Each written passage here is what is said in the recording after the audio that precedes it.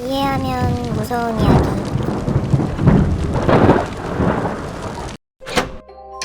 내가 7살이었을 때 일이다.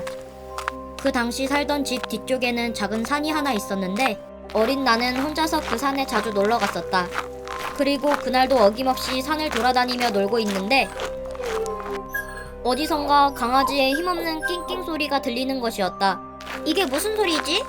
그래서 그 소리를 따라 한쪽 구석으로 가보니 다리를 다쳐 누워있는 어린 강아지와 그 주위를 맴돌며 강아지를 노리는 뱀 한 마리가 보였다. 어렸던 나는 그 광경을 보자마자 무조건 강아지를 구해야겠다는 생각이 들어 근처에 있던 내 머리 크기만한 돌로 뱀의 머리를 내려 찍어버렸다.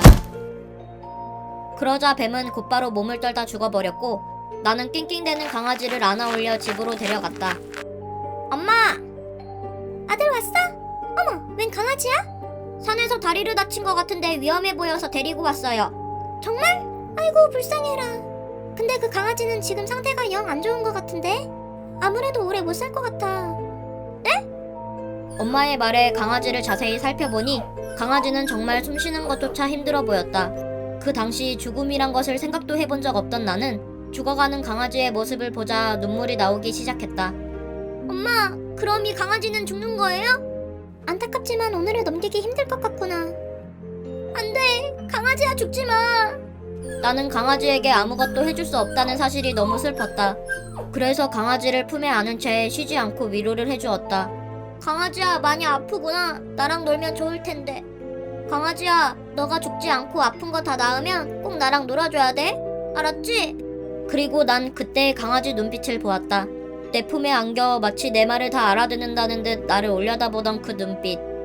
하지만 강아지는 엄마 말대로 그날 밤을 넘기지 못하고 내 품에서 죽고 말았다. 그 당시에는 동물 장례식장이 따로 없었기 때문에 우리는 집 앞마당에 강아지를 묻어주었다. 그리고 내가 그 앞에서 하염없이 울자 아버지는 내게 다정히 말씀하셨다. 아들, 강아지가 다음에 다시 태어나면 꼭 너랑 놀아줄 거야. 정말 그럴까요?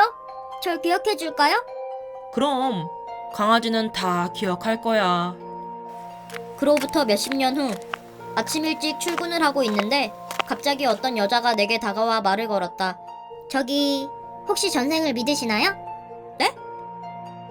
직장인이 되고 서울로 이사 온 뒤 좀 물을게요. 처음 보는 혹시 사람에게 말을 학생이세요? 거는 사이비 집단을 많이 겪었던 나는 이번에도 그러려니 하고 짜증스레 답했다.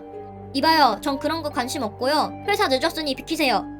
그러자 여자는 잠시 날 묘한 눈빛으로 쳐다보더니 풋! 하며 웃는 것이었다.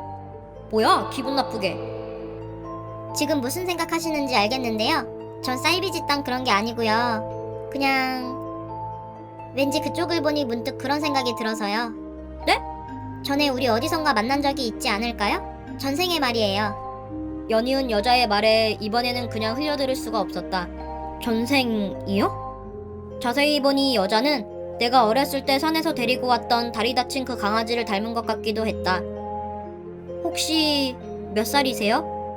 그렇게 난 거리에서 처음 만난 그녀와 가까워졌고 8살이라는 나이차를 극복한 뒤 몇 년간의 연애를 끝으로 우리는 결혼하여 진정한 가족이 되었다.